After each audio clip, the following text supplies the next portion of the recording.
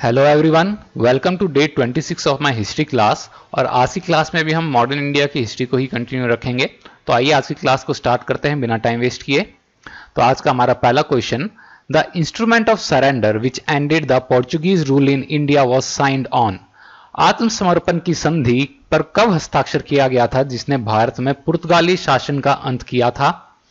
ए 19 दिसंबर 1961, B 15 अगस्त 1947, सी 29 दिसंबर 1951 या D 26 January 1948।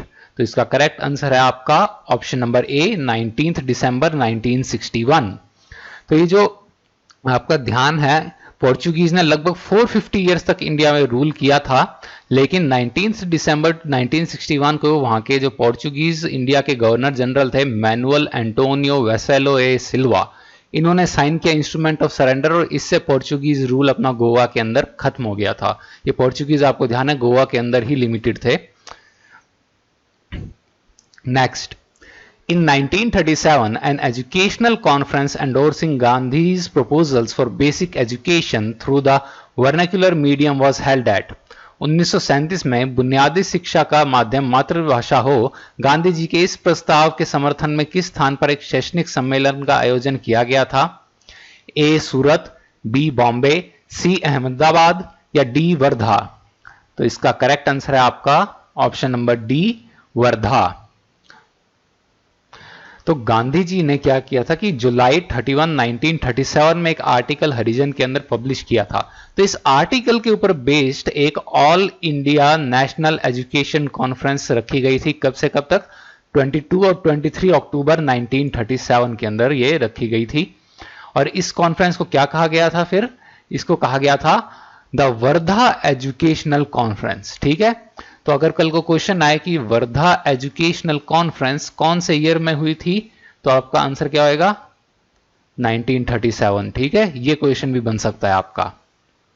Who said caste is a proof of the fact that the people are not really a civilized people? किसने कहा था जाति इस तथ्य का प्रमाण है कि हमारे लोग वास्तव में सभ्य लोग नहीं हैं? A EV Ramaswamy Periyar, B B R Ambedkar, C Dayanand या डी विवेकानंद। तो ये आपको कहा था पेरियार ने। Gandhi ji salt Satyagraha was a part of. Gandhi ji का नमक सत्याग्रह किसका हिस्सा था? A Champaran Satyagraha, B quit India movement, C non cooperation movement या D civil disobedience movement.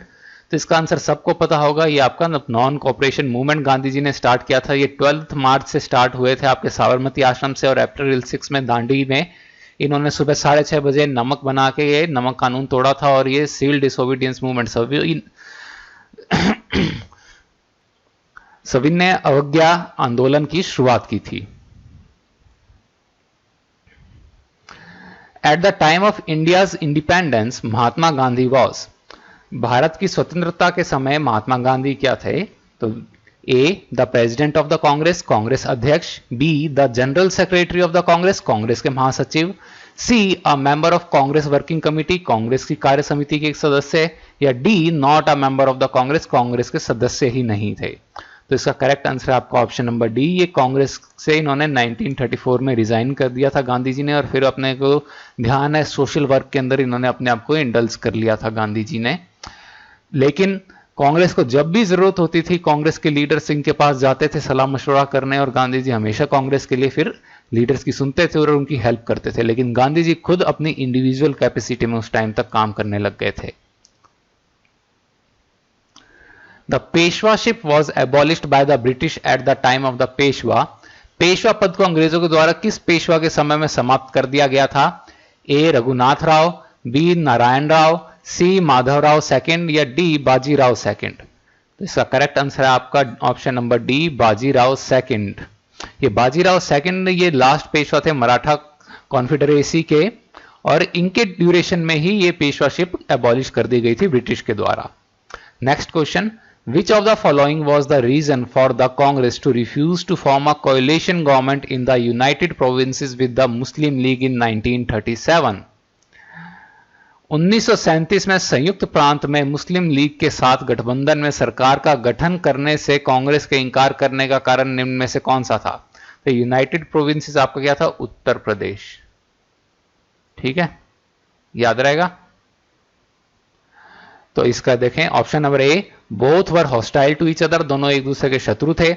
B, Muslim League's refusal for merger in Congress, Muslim League ने कांग्रेस में विलय से इंकार कर दिया था। C, the choice of ministers, मंत्रियों की पसंद। या D, Hindu Muslim animosity, Hindu मुस्लिम बैर। तो इसका करेक्ट आंसर है आपका ऑप्शन नंबर बी, ये मुस्लिम लीग ने कांग्रेस में ये विलय करने से मना कर दिया था। तो कांग्रेस ने क्या मुस्लिम लीग को कहा कि तुम गवर्नमेंट के साथ में फॉर्म कर लेना अगर तुम हमारे साथ मिल जाओ तो, लेकिन ये मुस्लिम लीग ने मना कर दिया। ये क्या बात थी कि ये मुस्लिम लीग वैसे तो हार गई थी उत्तर प्रदेश में जनरल सीट्स के अंदर, तो कांग्रेस ने कैप्चर कर दी थी, लेकिन जो मुस्लिम रिजर्व सीट्स थी वहां पर मुस्लिम लीग की पोजीशन ठीक थी। तो ये फिर इसने मर्ज होने से मना कर दिया, कांग्रेस ने कोalition गवर्नमेंट फॉर्म करने से मना कर दिया। Next, by which charter act the East India company's monopoly of trade with China came to an end? किस चार्टर अधिनियम के द्वारा चीन के साथ व्यापार पर ईस्ट इंडिया कंपनी का एकाधिकार समाप्त हो गया? A, charter act of 1793, B, charter act of 1813, C, charter act of 1833 या डी, चार्टर एक्ट ऑफ 1853। तो इसका करेक्ट आंसर है option number C, charter act of 1833।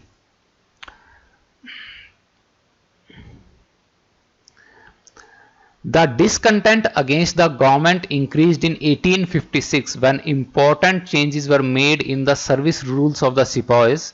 What were these about? सरकार के खिलाफ असंतोष 1856 में तब बढ़ गया जब सिपाहियों के सेवा नियमों में महत्वपूर्ण बदलाव किए गए। ये बदलाव किस संबंध में किए गए थे? पहला, abolishing extra allowance for service outside their own regions, उनके क्षेत्र से बाहर की सेवा के लिए अतिरिक्त भत्ता की समाप्ति।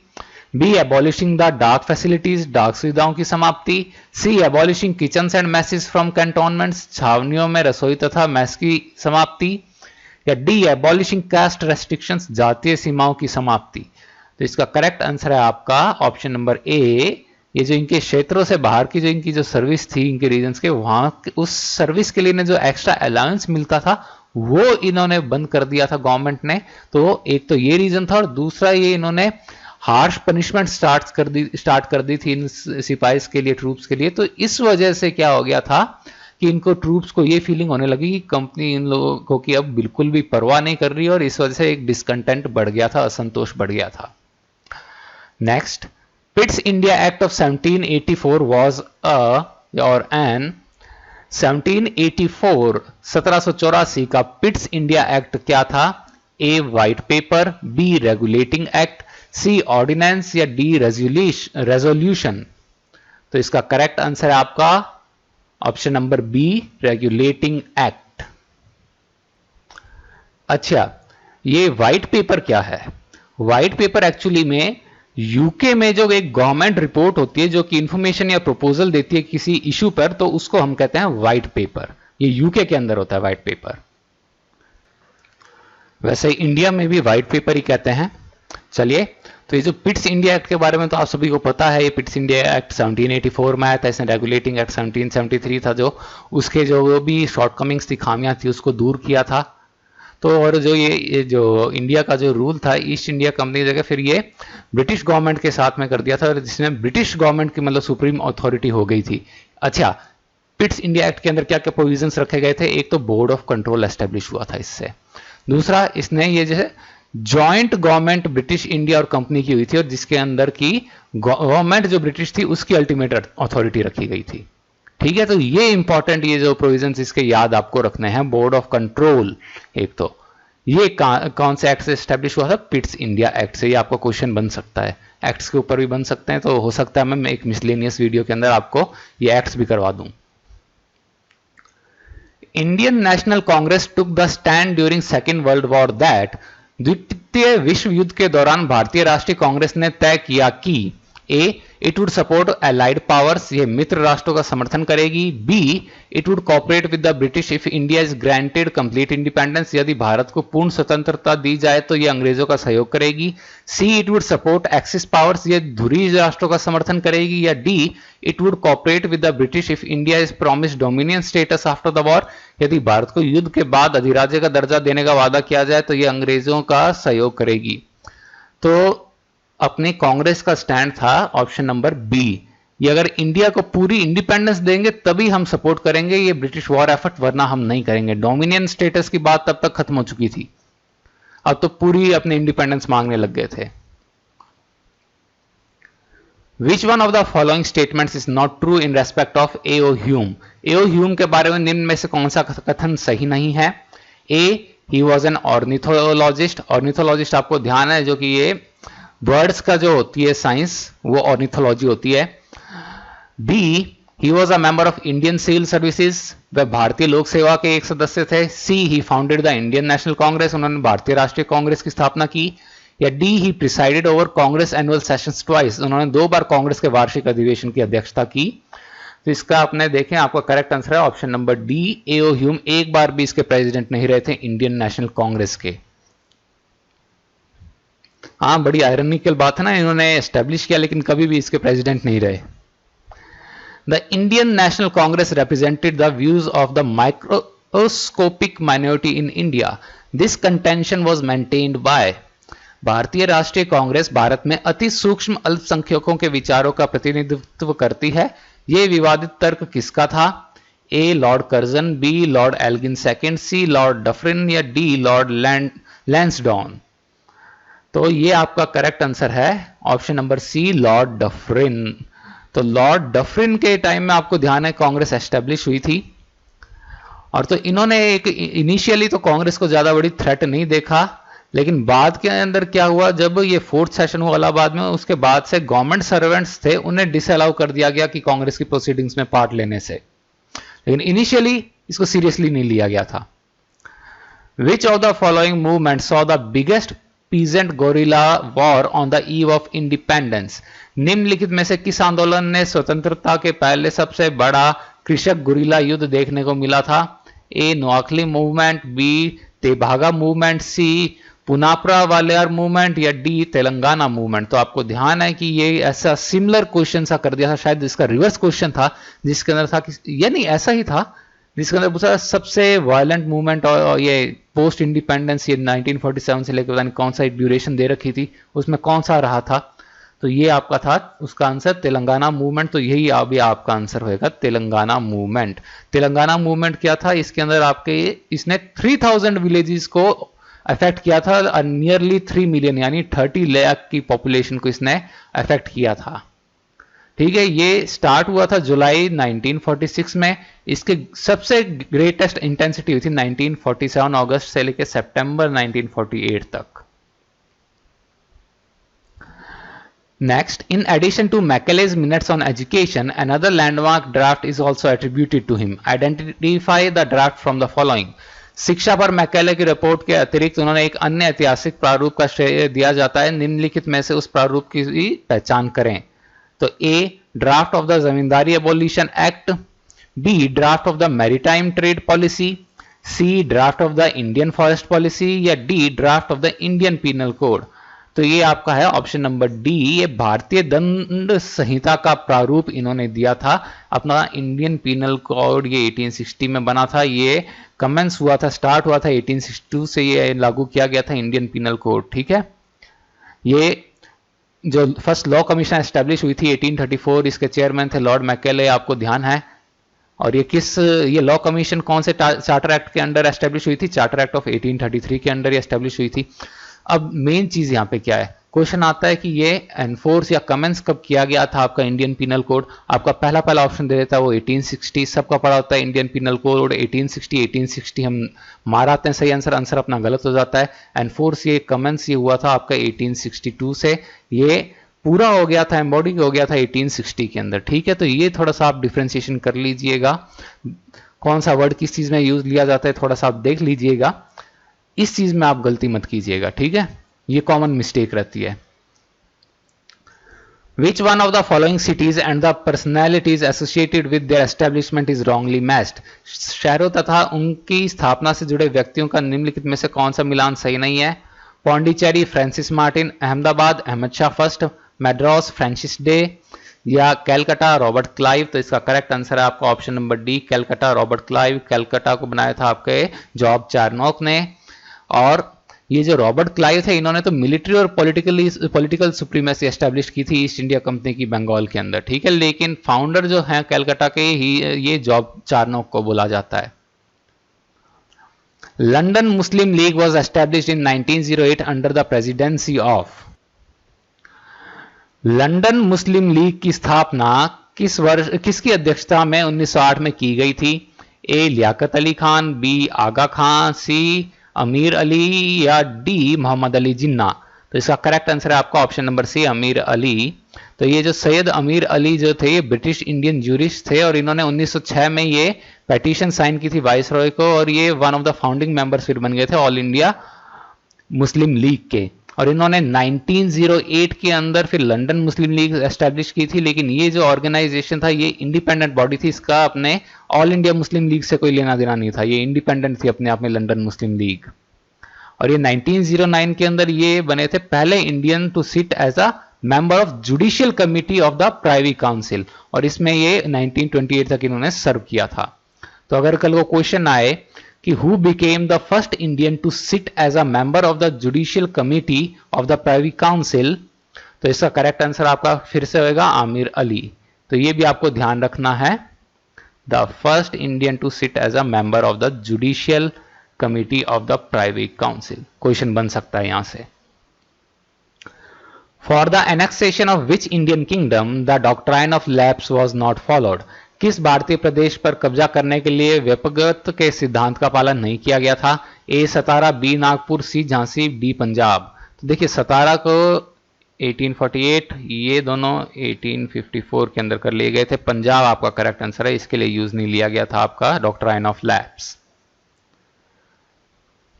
Next, in the 19th century the people who participated in the national movement were mostly. 19वीं सदी में जिन लोगों ने राष्ट्रीय आंदोलन में भाग लिया उनमें से अधिकांशतः कौन थे? ए पुअर पीपल, बी जमींदार, सी एजुकेटेड मिडिल क्लास या डी रिच पीपल। तो इसका करेक्ट आंसर है आपका शिक्षित मध्य वर्ग, एजुकेटेड मिडिल क्लास, ठीक है। और ये मोस्टली कौन से प्रोफेशन से बिलोंग करते थे? लॉ, टीचिंग और जर्नलिज्म। ये क्वेश्चन आया भी था कि आपके जो फ्रीडम फाइटर्स थे वो कौन से प्रोफेशन को बिलोंग करते थे। ये 3 प्रोफेशन दे रखे थे, डी ऑप्शन था ऑल ऑफ द अबव और आपका सही आंसर था ऑल ऑफ द अबव। ध्यान होगा मैंने बताया भी था लॉयर कौन थे, टीचर कौन थे, जर्नलिस्ट कौन थे। चलिए फिर next, which was the earliest settlement of the Dutch in India. Bharat में सबसे आरंभिक डच उपनिवेश कौन सा था? ए मसूलीपट्टनम, बी पुलिकट, सी सूरत या डी अहमदाबाद। तो इसका करेक्ट आंसर है आपका ऑप्शन नंबर बी पुलिकट। ये जो डच प्रेजेंस इंडियन सब कॉन्टिनेंट में आपको ध्यान है 1605 में सबसे पहले हुई थी और 1825 तक डच इंडिया में रहे थे। ये ईयर्स याद कर लीजिए, आपको पूछा जाएगा कि ये डच ये जो स्टार्ट कब हुआ था किंगडम इंडिया में, डच ये 1605 में स्टार्ट हुआ था एंड 1825 के अंदर हो गया था, ठीक है। 1605 ज्यादा इंपॉर्टेंट है। What did Mahadev Govind Ranade advocate besides social service. Mahadev Govind Ranade ने सामाजिक सेवा के अतिरिक्त किसकी वकालत की थी? A British rule, B extremism, C peaceful progress through constitutional means या डी पॉलिटिकल एजिटेशंस। तो इसका करेक्ट आंसर है, देखिए उस टाइम के जो भी लीडर्स थे मॉडरेट्स टाइप जो थे, इनका यही मानना था कि ये जो आपके कॉन्स्टिट्यूशनल मीन्स से आप थोड़े थोड़े ज्यादा राइट्स लेते जाइए। तो इसका करेक्ट आंसर आपका ऑप्शन नंबर सी संवैधानिक साधनों से शांतिपूर्ण प्रगति। और जहां तक मुझे ध्यान आ रहा है एमजी रानाडे आपके गोपाल कृष्ण गोखले के भी पॉलिटिकल गुरु थे।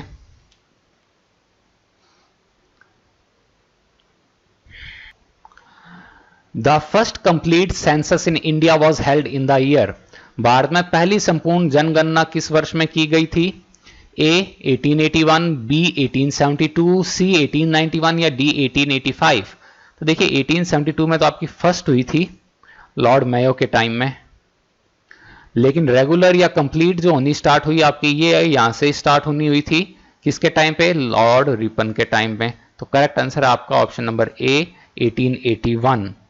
ठीक है, ये लॉर्ड मेयो वाली जो हुई थी ये हुई थी, लेकिन ये जो फर्स्ट कंप्लीट सेंसस जो कहें वो आपका लॉर्ड रिपन के टाइम हुआ था। लॉर्ड मेयो के टाइम पहला सेंसस हुआ था। ठीक है, ये डिफरेंस आपको थोड़ा सा ध्यान रखना होगा। सेंसस अपना जो होता है ये कितने साल के ड्यूरेशन से होता है? 10 साल के। अब कब होएगा? 2021 में। पिछला हुआ था 2011 में। ठीक है। Who was elected the Congress president during Haripura session in 1938? 1938 में हरिपुरा अधिवेशन में कांग्रेस का अध्यक्ष किन्हें चुना गया था? ए जवाहरलाल नेहरू, बी सरदार वल्लभ भाई पटेल, सी सुभाष चंद्र बोस या डी राजेंद्र प्रसाद। तो इसका करेक्ट आंसर है आपका सुभाष चंद्र बोस। आपको पता है हरिपुरा में इलेक्ट हो गए थे, फिर त्रिपुरी में री इलेक्शन इन्होंने सॉर्ट किया था। वहां पे इन्होंने जो अपने कैंपेन में ये सारे के सारे जो थे राइट विंगर्स और जो उनके ऊपर इन्होंने पर्सनल अटैक्स शायद कर दिए थे सुभाष चंद्र बोस ने, उससे राइट विंगर्स काफी नाराज हो गए थे, तो इन्होंने रिजाइन भी कर दिया था इनके इलेक्शन के बाद त्रिपुरी सेशन में। अच्छा, सरदार वल्लभ भाई पटेल और सुभाष चंद्र बोस के तो पर्सनल एनिमिटी भी थी। सरदार वल्लभ भाई पटेल ने सुभाष चंद्र बोस पे केस भी कर रखा था, क्योंकि आपको ध्यान है सरदार वल्लभ भाई पटेल के बड़े भाई थे विठल भाई पटेल। तो विठल भाई पटेल ने अपनी जो सारी जो प्रॉपर्टी थी वो सुभाष चंद्र बोस के नाम कर दी थी, क्योंकि जब विठल भाई पटेल अपने डेथ बेड पे थे तो सुभाष चंद्र बोस ने उन्हें की नर्सिंग की थी। लेकिन सरदार वल्लभ भाई पटेल ने ये कंटेंशन दिया कोर्ट के अंदर कि ये जो विल दिखाई है सुभाष चंद्र बोस ने ये नकली दिखाई है। तो ये इनके पर्सनल एनिमिटी भी थी, आइडियोलॉजिकल तो थी। ये सुभाष चंद्र बोस लेफ्ट विंग थे, सरदार पटेल राइट विंग थे। Which one of the following novels was a source of inspiration for the freedom fighters in India? निम्नलिखित में से कौन सा उपन्यास भारत के स्वतंत्रता सेनानियों की प्रेरणा का स्रोत था? ए परीक्षा गुरु, बी आनंद मठ, सी रंगभूमि या डी पदमार्ग। तो इसका करेक्ट आंसर है आपका ऑप्शन नंबर बी आनंद मठ। ये सन्यासी रेबिलियन के बारे में बताता है। 1882 के अंदर ये पब्लिश हुई थी और इसके अंदर ये आपको ध्यान है वंदे मातरम पहली बार ये लिखा गया था अपना सॉन्ग। लिखी किसने थी? बंकिम चंद्र चटर्जी ने। Next, The first factory act restricting the working hours of women and children and authorizing local governments to make necessary rules was adopted during whose time?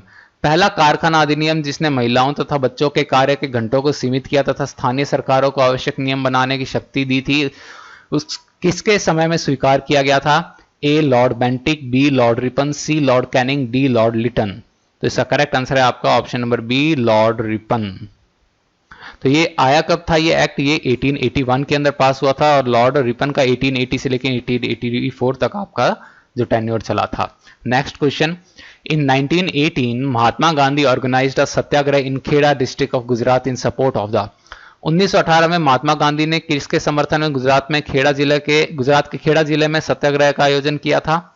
A cotton mill workers who were demanding better wages, कपास mill के श्रमिक जो बेहतर मजदूरी की मांग कर रहे थे। B tribals whose customary rights were being violated, आदिवासी जिनके प्रथागत अधिकारों का उल्लंघन किया जा रहा था। C women who were struggling against the oppressive patriarchal system, महिलाएं जो दमनकारी पितृसत्तात्मक व्यवस्था के विरुद्ध संघर्ष कर रही थी। या D peasants who were affected by crop failure and a plague epidemic, किसान जो फसल नहीं होने से तथा एक प्लेग महामारी से प्रभावित हुए थे। तो इसका करेक्ट आंसर है आपका डी, ये जो किसान जो कि फसल नहीं होने से तथा प्लेग महामारी से प्रभावित हुए थे उनके लिए ये इन्होंने रखा था। ये इनका तीसरा सत्याग्रह था। पहला सत्याग्रह चंपारण था, दूसरा अहमदाबाद मिल स्ट्राइक था। Next, who was the first Indian to use the word swaraj in 1906? 1906 में स्वराज शब्द का प्रयोग करने वाले पहले भारतीय कौन थे? A Lala Lajpat Rai in the first session of Indian national Congress, Lala Lajpat Rai भारतीय राष्ट्रीय कांग्रेस के पहले अधिवेशन में। B Gopal Krishna Gokhale at Mumbai in 1885, Gopal Krishna Gokhale 1885 में मुंबई में। C Dadabhai Naoroji at the Kolkata session of the Congress, Dadabhai Naoroji Congress के कलकत्ता अधिवेशन में। या D Bal Gangadhar Tilak at the Kolkata session of the Congress, Bal Gangadhar तिलक कांग्रेस के कोलकाता अधिवेशन में। तो देखिए आप सब ने ये स्टेटमेंट सुना है, Swaraj is my birth right and I shall have it, Swaraj मेरा जन्म सिद्ध अधिकार है और मैं इसे लेकर रहूंगा। हाँ, लेकिन वो आंसर नहीं है। आंसर आपका ऑप्शन नंबर सी दादा भाई नरोजी है। ठीक है, तो ज्यादा होशियारी मत मारना और तिलक पे मत लगा देना। आंसर आपका ऑप्शन नंबर सी है। कोलकाता सेशन के अंदर 1906 के अंदर इन्होंने ये कहा था और 1906 का कोलकाता सेशन इन्होंने प्रिसाइड भी किया था। There are no politics devoid of religion is stated by, कोई भी राजनीति धर्म से मुक्त नहीं है, ये किसका कथन था? ए पंडित नेहरू, बी महात्मा गांधी, सी विनोबा भावे या डी जयप्रकाश नारायण। तो ये गांधी जी का ये कथन था। गांधी जी ने ये कहा था कि जो ये कहते हैं कि धर्म और राजनीति को अलग रखो, वो धर्म को समझते नहीं है। लेकिन उन्होंने फिर समझाया कि धर्म क्या है, कि धर्म ये कोई भी ये अंधविश्वास नहीं है, कोई ये अंधा जो ये रिलीजन अंधा धर्म जो होता है जो कि आपस में नफरत करे झगड़े, वो नहीं है। धर्म है आपस में जो ये यूनिवर्सल जो टॉलरेशन जो टॉलरेंस जो सहिष्णुता जो रखते हैं, वो धर्म है। To be tolerant is religion. Next, the scheme of financial devolution which was a landmark in Indian financial history was introduced by which viceroy? वित्तीय अंतरण की योजना जो भारत के वित्तीय इतिहास में एक ऐतिहासिक योजना थी, किस वायसराय के द्वारा लाई गई थी? A Lord Lytton, B Lord Lawrence, C Lord Mayo या डी लॉर्ड रिपन। तो इसका करेक्ट आंसर है आपका option number C, Lord Mayo. In 19th century, the Satnami movement in the Central India was founded by। 19वीं सदी में मध्य भारत में सतनामी आंदोलन की शुरुआत किसके द्वारा की गई थी? ए हरिदास ठाकुर, बी केशव चंद्र सेन, सी नारायण गुरु या डी गुरु घासीदास। तो इसका करेक्ट आंसर है आपका डी, गुरु घासीदास। इन्होंने ये शुरू किया था, सतनामी मूवमेंट कब किया था? 1820। इंपॉर्टेंट डेट याद रखिए, क्वेश्चन आ सकता है सतनामी ग्रुप जो फाउंड कब हुआ था? ये 1820 में हुआ था। गुरु घासीदास ये छत्तीसगढ़ में मिडिल इंडिया के अंदर इन्होंने स्टार्ट किया था। ये एक फार्म सर्वेंट थे और ये चमार कास्ट को बिलोंग करते थे। आपको ध्यान होगा, ये Chamar caste is one of the depressed classes. तो ये उस कास्ट को बिलोंग करते थे और इन्होंने सतनामी ग्रुप ये फाउंड किया था 1820 में। याद रखिएगा ये details. Next, who among the following became the first governor general of Pakistan? निम्नलिखित में से कौन पाकिस्तान के पहले गवर्नर जनरल बने? A Lord Mountbatten, B Shaukat Ali, C Mohammad Ali Jinnah या डी लियाकत अली खान। तो आपको ध्यान है, लियाकत अली तो पहले प्राइम मिनिस्टर थे, लॉर्ड माउंटबेटन इंडिया के गवर्नर जनरल थे, लेकिन पाकिस्तान ने इन्हें गवर्नर जनरल बनाने से मना कर दिया था। पाकिस्तान के गवर्नर जनरल मोहम्मद अली जिन्ना बने थे। जिन्ना इसलिए बन गया था क्योंकि जिन्ना का ये सपना ही था कि मैं एक अलग से राष्ट्र का राष्ट्रपिता बनूं, एक बड़े बड़े सपने। तो उसके लिए इसने दो देशों को तोड़ दिया, मतलब एक देश को दो हिस्सों में बांट दिया, लोगों को बांट दिया जिन्ना ने। Who was the French governor of Pondicherry who tried to make the French company as a powerful company? Pondicherry के उस फ्रांसीसी गवर्नर का नाम बताएं जिसने फ्रेंच कंपनी को एक शक्तिशाली कंपनी बनाने की कोशिश की थी। तो किसने बनाने की कोशिश की थी शक्तिशाली कंपनी? देखें, A Thomas Arthur comte de Lally, de Godeheu, C La Bourdonnais या D Joseph Francis Dupleix. So इसका करेक्ट आंसर है आपका option number D, Joseph Francis duplex.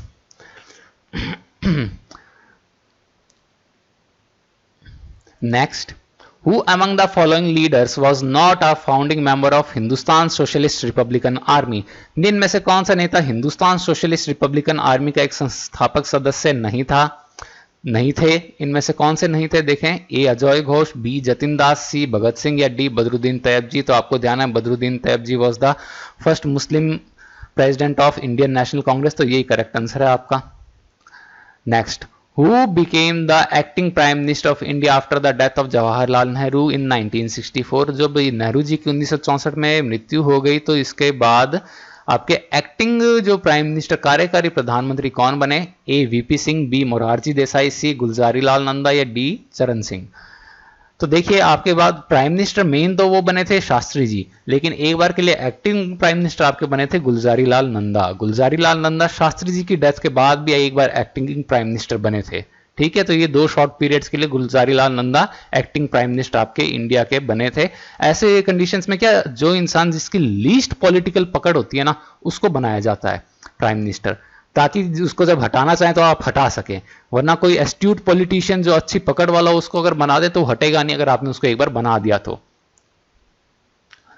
When was the Battle of Vandivash fought? Wandiwash का युद्ध कब लड़ा गया था? ए 1857, बी 1774, सी 1834 या डी 1760। तो इसका करेक्ट आंसर है आपका ऑप्शन नंबर डी, 1760। ठीक है, बैटल ऑफ वैंडीवाश के बारे में पहले ही बता चुका हूं। ये डिसाइसिव बैटल था, फ्रेंच और ब्रिटिश के बीच में 7 साल लड़ाई चली थी, लेकिन ये डिसाइसिव बैटल, इसके अंदर ये फ्रेंच हार गए थे और ब्रिटिश विक्टोरियस हुए थे इंडिया के अंदर।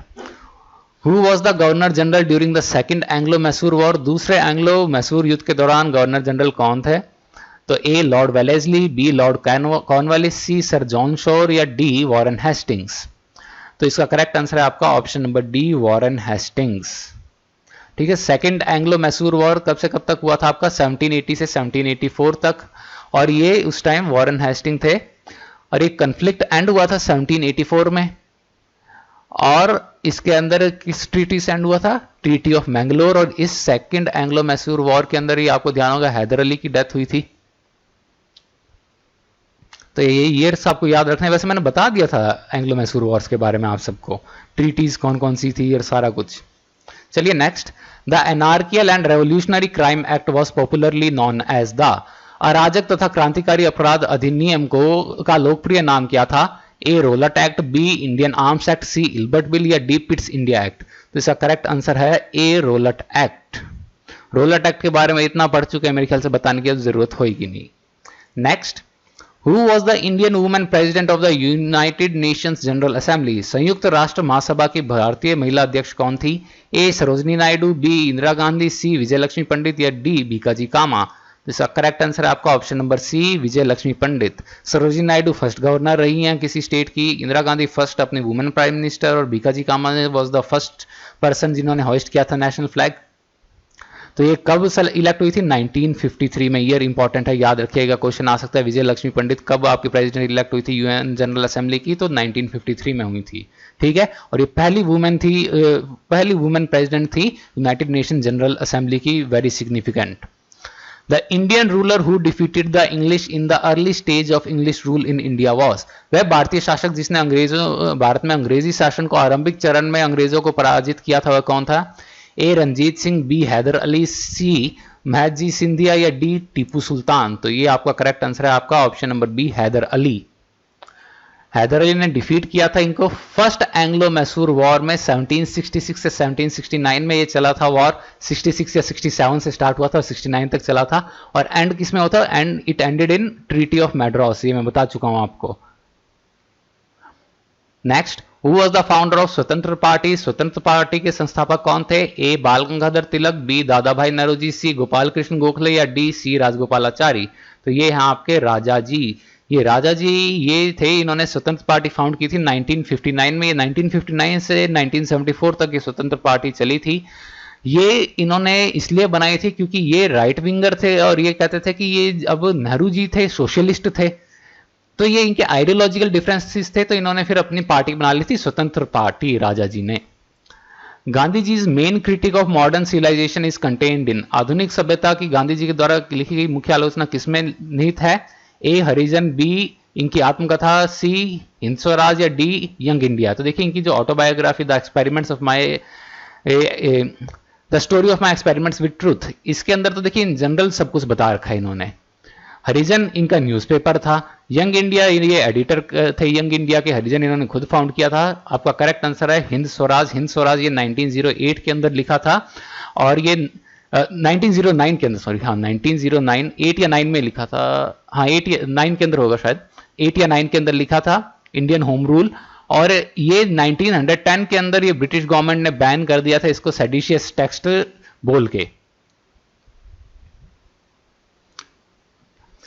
Direct action to achieve Pakistan sparked of unprecedented bloodshed during August 16 to 19, 1946 as a result of Hindu-Muslim riots in। Pakistan प्राप्त करने के लिए प्रत्यक्ष कार्यवाही हिंदू मुस्लिम दंगे के परिणाम स्वरूप 17 से 19 अगस्त 1946 के दौरान कहां पे यह भूतपूर्व रक्तपात का कारण बनी? ए कैलकाटा, बी गढ़मुक्तेश्वर, सी पटना या डी बॉम्बे। तो ये करेक्ट आंसर है आपका कैलकाटा। आपको ध्यान है ये जिन्ना ने कराए थे दंगे। In respect of which of the following social reform Vidyasagar waged a long and memorable struggle? निम्नलिखित में से किस सामाजिक सुधार के साथ संबंध में विद्यासागर ने एक लंबा तथा यादगार संघर्ष किया था? कैंपेन अगेंस्ट पॉलीगेमी बहुविवाह के विरुद्ध अभियान, बी एजुकेशन ऑफ वीमेन महिलाओं की शिक्षा, सी एबॉलिशन ऑफ चाइल्ड मैरिज बाल विवाह का उन्मूलन या डी विडो रीमैरिज विधवा पुनर्विवाह। देखिए एजुकेशन और विडो रीमैरिज के लिए के प्रोपोनेंट रहे थे, लेकिन विडो रीमैरिज इसका करेक्ट आंसर है क्योंकि विडो रीमैरिज के लिए इन्होंने कई सारी पेटिशंस भी लगाई थी। आपको ध्यान होगा ये डिटेल्स मैंने आपको बताई थी। तो ये डिटेल्स जो मैं बताता हूँ ये इंपॉर्टेंट होती हैं। तो देखिए ये क्वेश्चंस जो मैं करा रहा हूँ ये मेरे खुद के नहीं पढ़े होते, ये मैं एक दिन पहले ही मैं बनाता हूँ, ये क्वेश्चन देखता हूँ प्रीवियस ईयर्स के अंदर कहाँ से थे और कंपाइल करते हैं। तो मैं जो डिटेल्स दे रहा हूँ आप देखिए, उनमें से आपके आगे क्वेश्चंस आए जा रहे हैं। तो इन डिटेल्स में से क्वेश्चंस बहुत बनेंगे, इन डिटेल्स को आप गौर करके सुनना करिए, ठीक है। When was the office of district collector created? जिला समाहर्ता के पद का सृजन कब किया गया था? ये जो डिस्ट्रिक्ट कलेक्टर, अभी ये हिंदी सही है कि नहीं मुझे पता नहीं, खैर A 1786, B 1772, C 1771 या D 1773। तो इसका करेक्ट आंसर है आपका ऑप्शन नंबर B 1772। ये लॉर्ड वॉरेन हेस्टिंग्स ने ये फाउंड किया था। इसको पोस्ट को फिर 1773 में एबॉलिश कर दिया, फिर रिस्टोर कर दिया 1781 के अंदर। और ये अभी भी अपने जो डिस्ट्रिक्ट है, जो यूनिट ऑफ एडमिनिस्ट्रेशन कंटिन्यू करती है इंडिया के अंदर, ठीक है। तो ऑफिस का फाउंड हुआ था 1772। कौन थे गवर्नर जनरल? Warren Hastings. ये ध्यान रखना है, वॉरेन हेस्टिंग्स ने किया था। In the individual satyagraha Vinoba Bhave was chosen as the first satyagrahi, who was the second? ये मैंने आपको बताया था, व्यक्तिगत सत्याग्रह में विनोबा भावे को पहला सत्याग्रही चुना गया था। और दूसरा सत्याग्रही कौन थे? मैंने अच्छे से बताया था, याद करिए, पंडित जवाहरलाल नेहरू मैंने बताया था। पहले विनोबा भावे को इसलिए चुना था क्योंकि ये आश्रमाइट थे। Who established the Sharda Sadan, a school for Indian widows in colonial India? उपनिवेशिक भारत में शारदा सदन की स्थापना किसने की थी, जो भारतीय विधवा महिलाओं के लिए एक विद्यालय था? ए महादेव गोविंद राणाडे, बी सरोजनी नायडू, सी दयानंद सरस्वती या डी पंडिता रामबाई? तो ये है आपका option number D Pandita Ramabai. क्या रमाबाई। ये पंडिता रमाबाई ने ये कब फाउंड किया था? 1889 के अंदर। ये आपको याद रखना इंपॉर्टेंट है, 1889, ठीक है। ये किस लिए था कि to provide shelter to the destitute high caste widows, मतलब जो गरीब, बिल्कुल जो उच्च जो कास्ट की जो विधवा औरतें थी, उनके लिए ये रखा गया था। Next, who among the following being a renowned poet was a good painter also? निम्नलिखित में से कौन एक प्रसिद्ध कवि होने के साथ ही साथ एक अच्छे चित्रकार भी थे? ए एस.एन. बनर्जी, बी रविंद्रनाथ टैगोर, सी अमृता शेरगिल या डी ए.एन. टैगोर? तो इसका करेक्ट आंसर है आपका गुरुदेव रविंद्रनाथ टैगोर। ये एक पेंटर भी थे और एक रिनाउंड पोएट भी थे। पोएट तो आपको पता ही है, गीतांजलि इन्होंने लिखी थी, जिसके लिए नोबेल प्राइज भी मिला था इन्हें। Next, the Indian independence bill was first presented in the house of Commons in London on? भारतीय स्वतंत्रता विधेयक को पहले लंदन के हाउस ऑफ कॉमन्स में कब प्रस्तुत किया गया था? कौन सी तारीख को किया गया था? ए अगस्त 10, 1947, बी अगस्त 1, 1947, सी जुलाई 14, 1947 या डी जुलाई 4, 1947? तो इसका करेक्ट आंसर है आपका ऑप्शन नंबर डी जुलाई 4, 1947। और इसको रॉयल एसेंट जो मिला था, हामी जो मिली थी शाही, वो आपको मिली थी 18 जुलाई 1947 को, ठीक है। और ये हाउस ऑफ कॉमन्स में प्रेजेंट किया गया था सुबह 12 बजे, आपके रात के 12 बजे 4 जुलाई 1947 को। और ये वायसरॉय लॉर्ड माउंटबेटन ने ये पर्सनली ये बिल को देखा कि ये हर स्टेट से पास हो जाए और एक लॉ बन जाए, हाउस ऑफ कॉमन्स से ये पास हो जाए properly. Next, in 1974 the first nuclear test of Pokhran was code named as? 1974 में पोखरण के पहले परमाणु परीक्षण को कौन सा कूट नाम दिया गया था? A dancing Buddha, B blessing Buddha, C smiling Buddha या डी लाफिंग बुद्धा? तो इसका करेक्ट आंसर है option number C smiling Buddha, ठीक है। ये जो स्माइलिंग बुद्धा, इसको एमईए ने जो नाम दिया था वो था पोखरण फर्स्ट। तो ये आपका जो हुआ था, ये न्यूक्लियर बॉम्ब का सक्सेसफुल अपना टेस्ट होता है 18 मई 1974 को। डेट पूरी याद रखनी है, खाली 1974 नहीं, 18 मई 1974, ठीक है। कहां पे ये डिटोनेट किया गया था? ये आर्मी बेस जहां की पोखरण के अंदर है, जो पोखरण टेस्ट रेंज यहां पे, ये हमारे राजस्थान के अंदर है। तो ये आपके किया गया था, ठीक है। चलिए फिर आज का last question, in which pact warm relations were established between Garam Dal and Naram Dal, the two groups of the Indian national Congress? किस समझौते ने भारतीय राष्ट्रीय कांग्रेस के दो समूहों गरम दल तथा नरम दल के बीच मधुर संबंधों की स्थापना की थी? A Gandhi Irwin pact, B Lucknow pact, C Karachi agreement या डी लाहौर डिक्लेरेशन? तो यह है आपका option number B Lucknow pact. तो ये जो आपको ध्यान हो गई, कांग्रेस के दो फैक्शन बन गए थे, नरम दल और गरम दल के, जो मॉडरेट्स एंड एक्सट्रीमिस्ट्स। तो इसके अंदर क्या था, ये कब हुए थे? सूरत सेशन के अंदर ये स्प्लिट हो गया था 1907 के अंदर, और ये 1916 के अंदर फिर ये रीयूनाइट हुए थे, आपको ध्यान होगा। तो ये लखनऊ पैक्ट के अंडर ये सारा कुछ हुआ था। तो इसी के साथ हमारे आज के 50 क्वेश्चंस खत्म हो गए। तो आइए आज की क्लास को खत्म करते हैं। Thank you.